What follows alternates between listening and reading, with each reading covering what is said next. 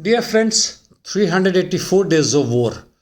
The widespread effect of war is being noticed now, not only in Ukraine, Russia, but even in the entire European Union countries, USA, and of course globally.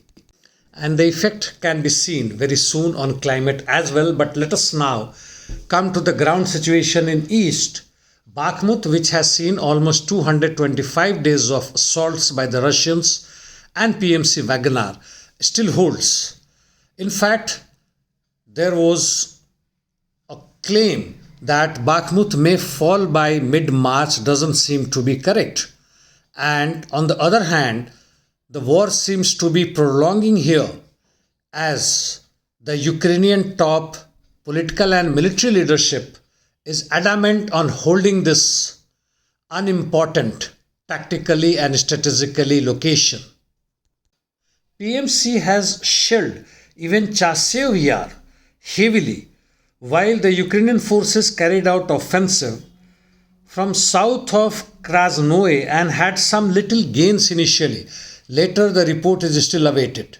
In South Bakhmut, there has been some gains for the Russians, while in north, heavy battle is going on, and even towards Kromov, Bogdanovka, west of Dubovo-Vasilivka and Zalizniansky, and even towards Orekhovo-Vasilivka.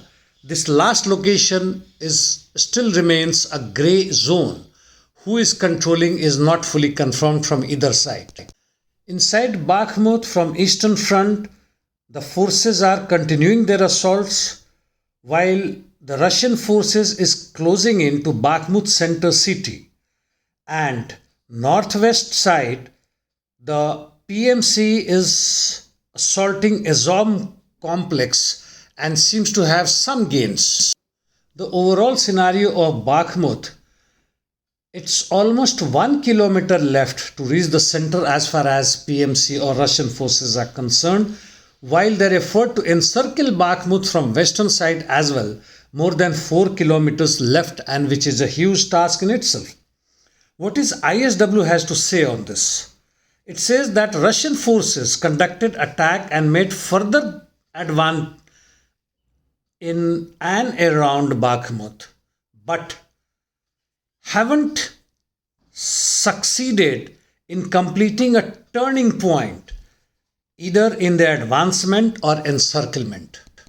In Avdiivka direction, Russian forces are continuing their assaults westward from north and south of the city. They are continuing their assaults towards Pervomaisky and Kamenka, and inside Avdiivka they are in possession of the coal mines 1 and 2. Krasnogorivka, where they have captured more than 90%, the assault continues.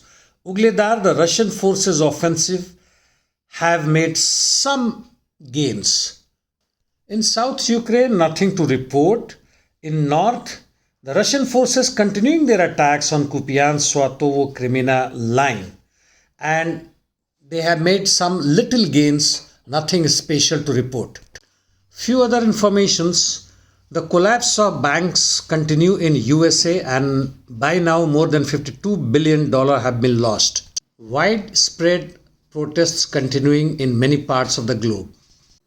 And I end my today's presentation.